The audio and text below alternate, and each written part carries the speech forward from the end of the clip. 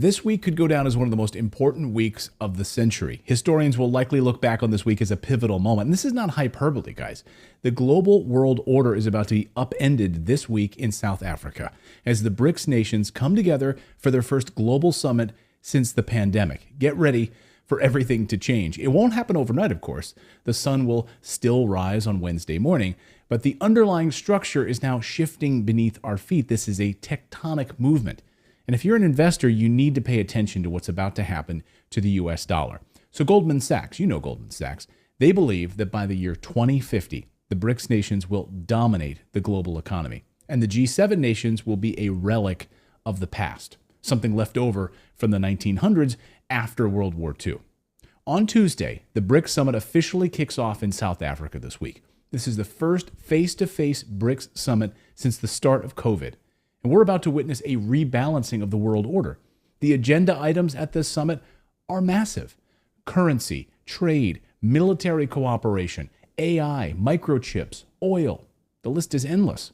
And the US, by the way, I guess their invitation got lost in the mail. And the British, they didn't get an invitation either. Germany, they're not welcome. Is this game over for Western hegemony?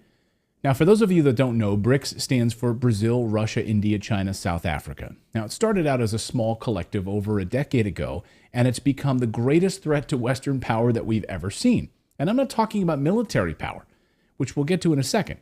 I'm actually talking about economic power, oil power, computing power, trade power, the greatest weapons of all, economic warfare. Top of the agenda is the US dollar, squarely in the crosshairs of these tanks ready to fire. Here's how Foreign Policy magazine headlines the moment. A BRICS currency could shake the dollar's dominance. The de-dollarization moment might finally be here. Really? Is it true? After all, talk of getting rid of the US dollar as a reserve currency goes back to the 1960s.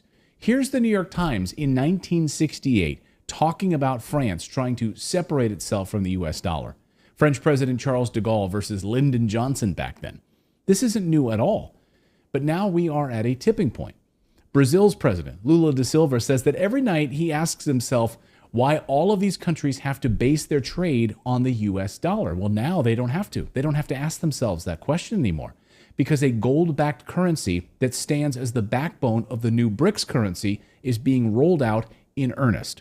Brazil, Russia, China, India, South Africa, trading oil, computer chips, minerals, and then settling those transactions in a reserve currency that has nothing to do with the US dollar.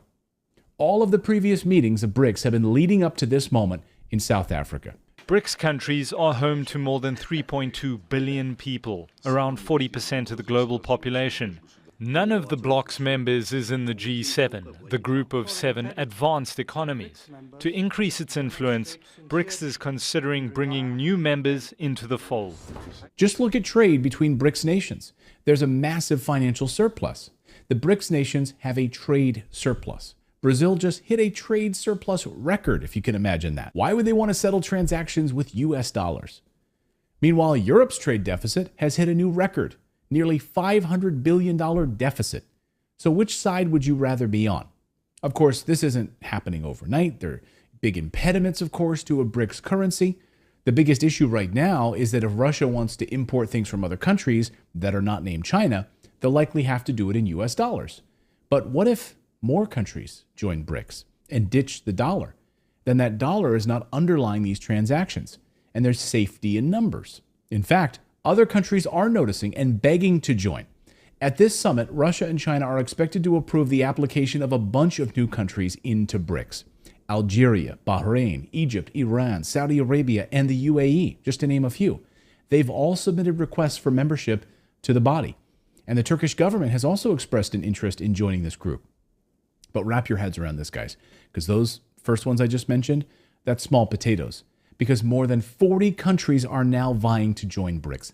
40. Samita, what are you hearing about just how much bigger BRICS could get? Well, we've heard from leadership here at the BRICS, this Foreign Ministers BRICS Summit, that at least 19 countries have expressed either formally or informally interest in either joining the BRICS grouping or even having involvement with the BRICS Development Bank, which really is aimed at investing in the global south, in developing nations to boost their economies.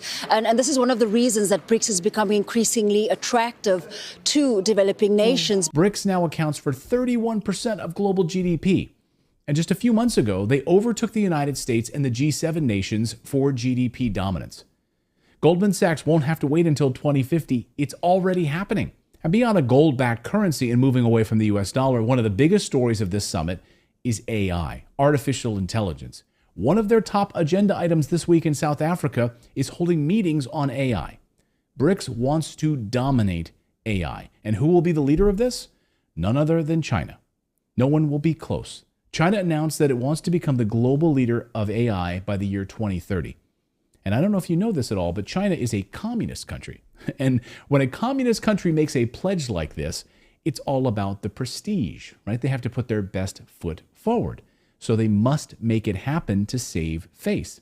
Surprisingly, this was already well known in Washington. At the Pentagon, a major threat to America, China becoming the dominant player in AI.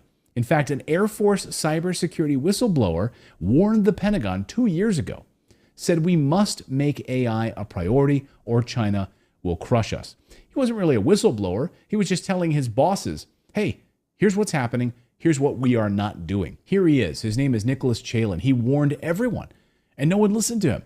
He saw what was happening, and because no one paid attention, he quit in protest. He quit because he said, what are they doing?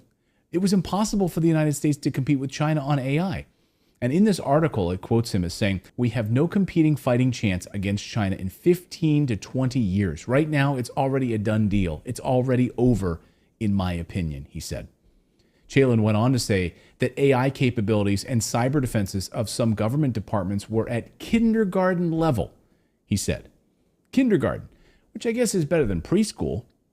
He recently said China has kids as young as 7 years old starting on learning AI and machine learning. And the United States doesn't stand a chance. That means it's kids in like kindergarten, first grade, basically, learning AI. Interesting to see that China is not wasting that kind of time and they're not waiting for us to figure it out. And they're taking this very seriously, including having their kids starting at 7 years old be trained on AI and machine learning. So when you start thinking that kind of investment and really the understanding that whichever country is going to be leading AI and ML will be controlling the planet. Let me repeat what he just said. Whoever leads in AI